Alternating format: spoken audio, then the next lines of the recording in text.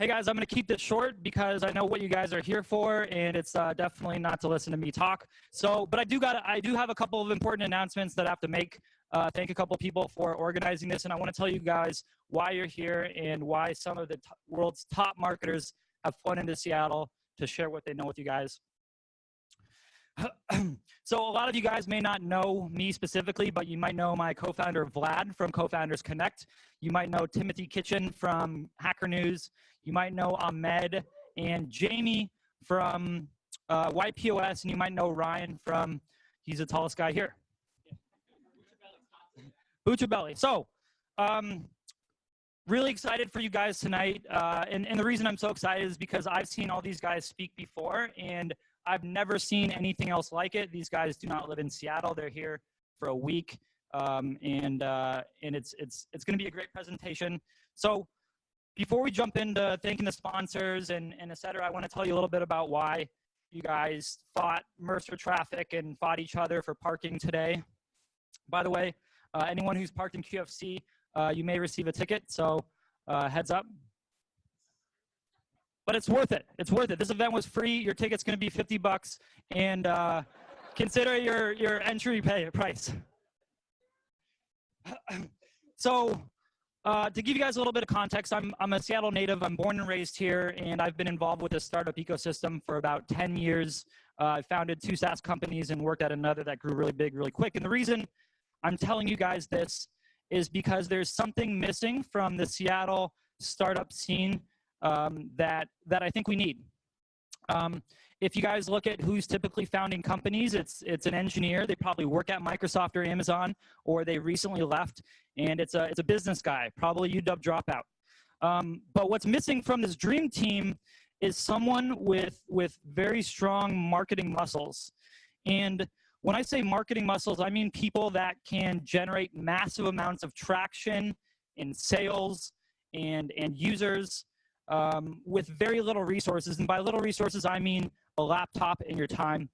This is something that people in LA are doing, and they've mastered. And I haven't seen that skill set yet transition to the Seattle community. And so we had this opportunity to bring these amazing marketers out here. And the one thing that they all have in common is that they've all built an audience before they invested in their product. And the reason why this is a better approach to entrepreneurship is because the typical startup, 90% of them fail, right? You're going to spend 1 to 3 years in product development, and no one's going to buy your product. You're not going to get any users, and you're not going to know why. And so if you can develop an audience first, it significantly de-risks entrepreneurship. There's a lot of benefits from building an audience first. So the first one is, if you can't build an audience, you can't probably sell or market your product. And if you can't sell or market your product, don't spend 3 years building it. I don't know about you guys, but I'm 31, and anything that I do needs to have validation before I dedicate 3 years of blood and sweat to developing and bringing it to market. I've built a product. I spent 3 years on it. No one used it, and that was great when I was 21. I'm here today, but I don't have the time to do that anymore, and some of you are in similar positions. So the guys that are the ladies and gentlemen that are speaking today, they've generated millions and millions and millions of dollars from the audiences that they built. And along the way of building the audience, they're able to test that product. They're able to see if it resonates, because at the end of the day, you don't want to sell a product that you love. You want to sell a product that customers love. And so if you can develop an audience that looks up to you, that considers you an authority, they're going to be more than happy to test your product and give you feedback on what resonates, what doesn't, what they can take to their boss, what they can't. And you're going to come up with a much better product that customers love than if you go heads down for 3 years.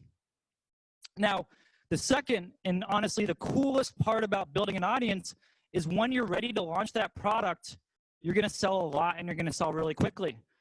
So one of my favorite examples of how powerful an audience can be is Josh Fechter. He grew his agency from 0 to 28 employees in 8 months. And he couldn't have done that unless he had a huge audience to launch his services into. That's an incredible growth rate for a service company. Another example is Jason Wong. Jason Wong started building a meme audience when he was 13. When he was 17, he launched a meme coloring book. Silly, right? It sold $100,000 in 7 days. Today, he has a multi-million-dollar meme business, selling meme candles, meme condoms, meme cookbooks, meme everything. And he did it from building an audience first. And I think that this skill set is missing from the Seattle startup community, and you guys are going to get a little taste of it today. There's a couple follow-up resources that you guys should check out. You don't need to do it now. By the way, anyone who's taking notes, don't do that. We're going to be live streaming this. The video, we'll email you the video presentation, the slide decks. Pay attention to what people are saying. You're not going to be able to write fast enough because it's going to be very densely packed with information. I think we're ready to get started. Oh, we got to thank the sponsors. So first, I'd like to thank everybody here for attending. People in Seattle don't like to come to events, but somehow 150 of you decided that this one was worth attending. So thanks a lot. The second, I also want to thank my core organizers, Ahmad and Jamie from YPOS and Tim from Hacker News and Vlad. We all took time out of our businesses to get you guys here. I want to thank Atlas. They're going to speak here in a second. I also want to thank CrowdCow for sponsoring the meatballs. Note that I cooked the meatballs, so I hope you guys like them. I was up till 2:30 last night cooking 50 pounds of meatballs. But I did it for you guys. Oh, and Red Hook. Red Hook is sponsoring the beer. It's super nice of them. So thank you, Red Hook. So thanks, buddy. So one last thing. I got one supporter in here. So one last thing is, like I said, I think there's a lot of work to be done in the Seattle marketing community, and we're using this event as a launch point to refocus on Seattle's marketing muscles. Our engineering talent is off the hook.